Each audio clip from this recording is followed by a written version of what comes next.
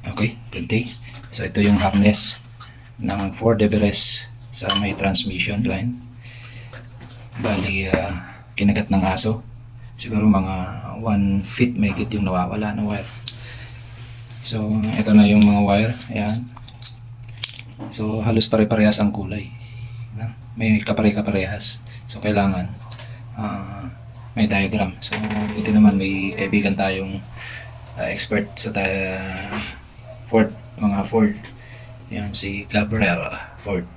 So thank you sa kanya. Shout out, sir. So ito, para ma-testing natin, pinakalas na gagawin ko. Papakita ko lang sa inyo kung paano natin dudugtungan, kasi baka dugtungan nyo lang maglulus. So, kailangan pa rin ng hinang. So yan, ganyan po siya. Siyempre, ito, nag-iwan lang ako ng isa. Pero ang style nyo, pag yung siguraduhin nyo kung anong number yan. Okay, so tignan. Okay, so ang gagawin kung halimbawa ito, okay, parang brown siya, blue. Then hanapin yung pinaka connection. So number 11 po yung tinignan ko. So nakita nyo, gumalaw. So ayan. So number 11, tignan sa diagram, yung 11 papunta sa yan, 25 dun sa kabila. Okay, so ang gagawin, ito muna natin gagawin natin.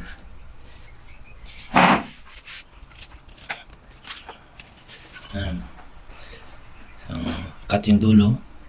Ayan, gaganyan lang siya.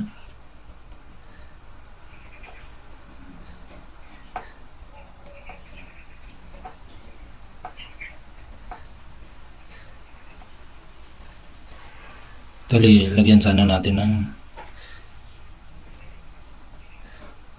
yan, siguraduhin na okay. Tapos hinangin. Sorry.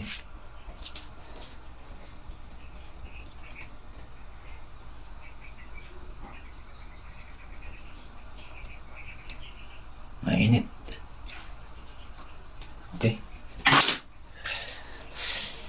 Yan. So okay na yan.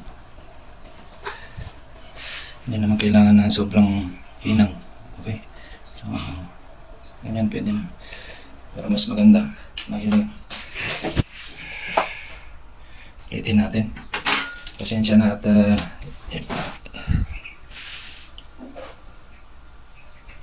yan, para lutong-luto, ano? Yan. Tamang-tama lang. So ayan. Tapos lagyan natin ng electrical tape, yung original kung maaari, yung 3M. Okay,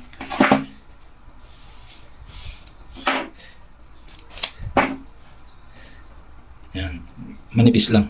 Okay, so ang gagawin sa dulo, yan, cut muna tayo. Hawak. So siguraduhin na pantay. Yan. Bago. Yan.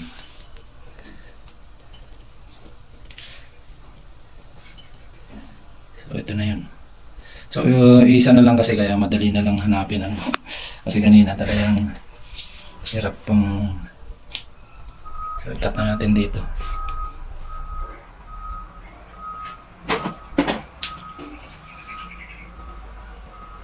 Yan. So, lagyan natin ng allowance din dito.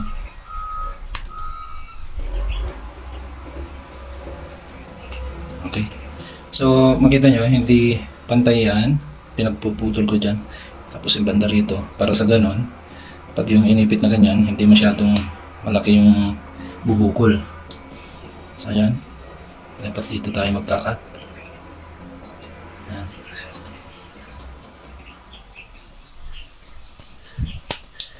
Siyempre, yung isang tabol natin dun sa kabila niya kanina, dapat nailagay.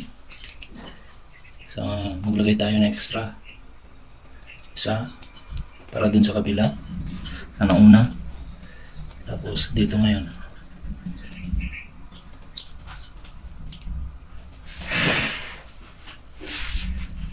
Okay, so ganyan.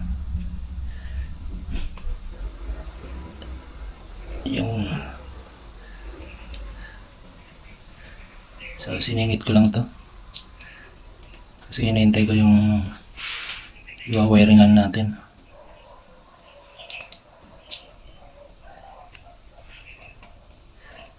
Yun. So meron na to yung string cable nya. So bago ang lahat, siyempre hinangin natin ulit. Yan. Kailangan lutong-luto, no? Okay. May nakauslit. So, okay na yan. Para sigurado, lagyan natin ng tape.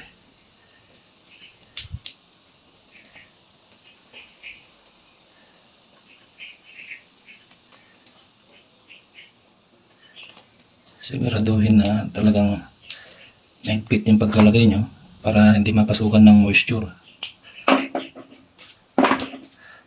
Ayan. Okay. So, ayan. Tapos yung string cable. Ayan. Siyempre, titignan nyo muna yung yan. Tapos, yung para mapagitnaan. Pwede rin gamitin ito. Pwede rin yung lighter.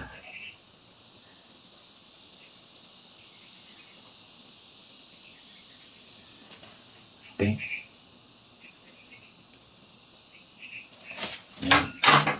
So, hindi na makapasok ang tubig dyan. Okay. Dun sa kabila naman. Dahil ito yung nakalimutan natin nilagyan ng string cable kanina. So, yan. Yan.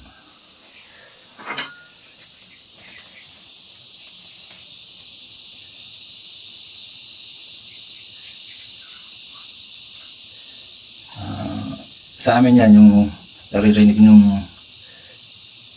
ano yan, parang insekto ata yan. Yan yung kundidid sa amin yan. Maingay. Parang may nag-grinder. Maingay po sila rito. Yan, nasa bundok kami. Yun. Okay? So, ganyan lang po. Tapos, babalutan na. So, parang bago ulit. Sa tingin ko to, kaya gustong gusto ng aso, parang iba yung ano lang, sa tingin ko mas maganda tanggalin na lang to kasi 2 beses na akong gumawa ng ganito. Pangatlo na ata to. So, ang gagawin, tatanggalin ko na lang to. Sa tingin ko baka ito ang ano dito gustong gusto ng aso or yung wire. Pero ito ang nakalabas So, ang gagawin ko, tatanggalin ko na lang to. Tapos tape na lang ang ano natin. Takip natin. So, yan. Pause mo natin. Okay, screenshot nyo na lang yan. Everest 2023 Titanium 4x2. So, yan po yung diagram. Nakuha namin sa kaibigan natin. Tapos, sinulat naman ng isang kaibigan natin yan. Okay? Tapos, ito naman, tayong gumawa nito. Yung 1, tandaan nyo yan. Hindi parehas po nung Yan. Yung 1, papunta sa yun, 8. Okay? Sa 8 papunta. So, gumawa na ako ng ganito. Yung 1, papunta sa 8. Pin 8, dun sa bilog. Okay? So, may number naman po yan. Kita ba? Parang di kita. Parang di kita. Ayan. Yan, may mga number po yan. Okay? So, screenshot na lang to. Kung baka mayroon kayong mga ganito. Yan. Okay. Ito yung number na to, papunta rito. Yung number doon, ito yun, dito. Okay? So, simple lang. Pag may diagram, pero pag wala, ayan. Pin number 8, yung 1 natin. Ayan. So, may dugtong. Yung number 2 dito, papunta sa 1. Ito yung 1. Okay? Meron. So, okay. Pin number 3, papunta sa 15. So, saan yung 15? Nandito. Ayun. Tapos, number 4. Yung number 4, papunta sa 12. Yun. Okay? Tapos, yung number 5, papunta sa number 5. Yeah, ito yung magkaparehas. Number 6, papunta sa number 4. Ito yung number 4. Where are you? Ito. Okay? So, okay siya. Laktawan natin 7 kasi no connection. 8, pin 8, papunta sa 6. Sa 6. Saan ba yung 6? Yun. Okay. Pin number 9, papunta sa 9. Ayun. Dalawa na ang magkaparehas. 9, where are you? Ito. Okay. Yan. 9. Pin number 9. So, ulitin natin. 1, 2, 3, 4, 5, 6, 7. No connection. 8, 9. O, tama. Tapos 10. Sa 10 tayo.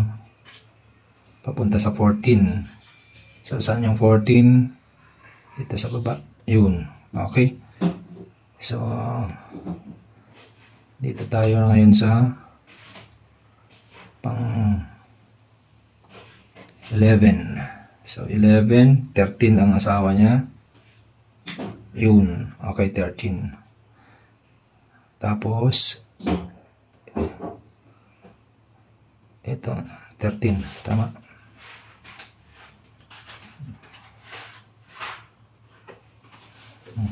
No connection.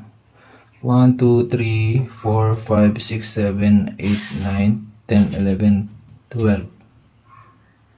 12. Pag 12 papunta sa 10. Sa 10. Okay. Tama. Dito na tayo. Sa baba naman. Sa 30. Sa 25. Dito tayo. Okay.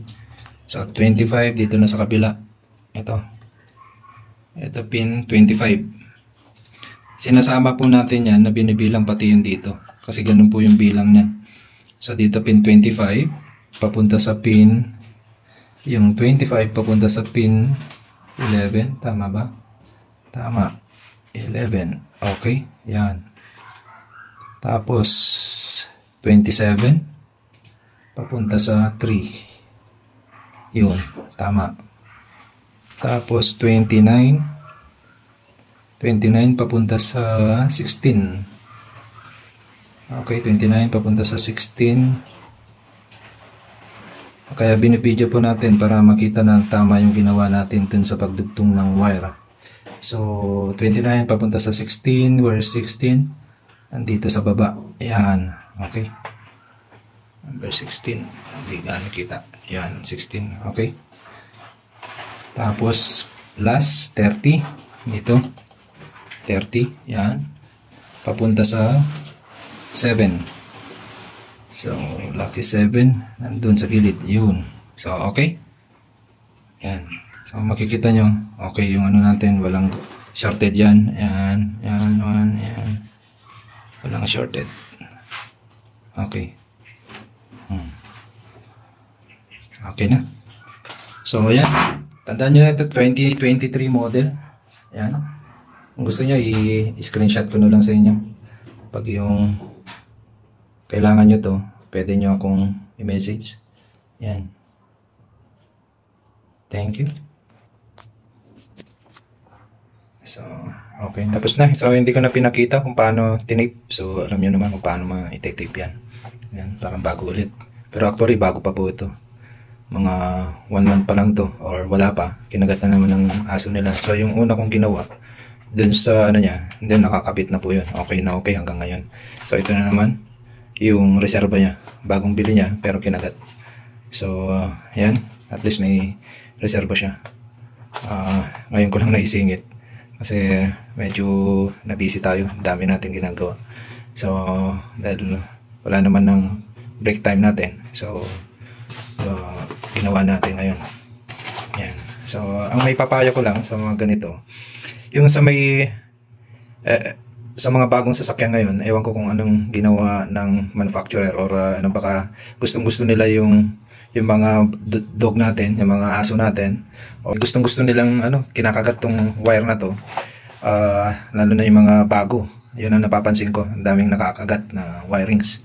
So pag may nakita kayong ganun, wag nyong i-start, kasi pag yung in-start nyo doon, sigurado may masusunog pag nagkadikit-dikit. Swerte nyo pag once na nag-protect, kung halimbawa hindi siya andar, no? So, swerte kayo doon. Pag napaandar nyo at nagkadikit-dikit yan, may masusunog sa electronics. So, madadali. Pag yung hanggat maaari, ang gagawin nyo, katulad ng ginagawa namin doon sa amin, meron gumagawa doon. Siguro na naglalagay sila ng metal doon sa may mga wiring sa ilalim. Ewan ko lang kung may available na sa kanila yung 2023 model pataas. So, ilagay ko na lang yung ano nila pag yung meron na. Okay? So, warning lang. Pag tandaan nyo, kahit kinagat ng bubuwit yan, o yung tawag dito, yung daga sa atin, daga. Mabait, tinawag na bait, pero hindi naman mabait po yun. Kasi kung mabait, hindi niya mangangagat. Ano po? Pero, yan. Aso, buti na lang si pusa, hindi niya nangangagat. Nangangalmot lang. Ayun. Okay. So, tandaan, basta may kinagat na open wire, wag nyong pandarin yung sasakyan nyo. Kailangan tumawag na kayo ng technician para gawin yung unit nyo. Okay? Yan lang po. Sana nakatulong. Maraming salamat.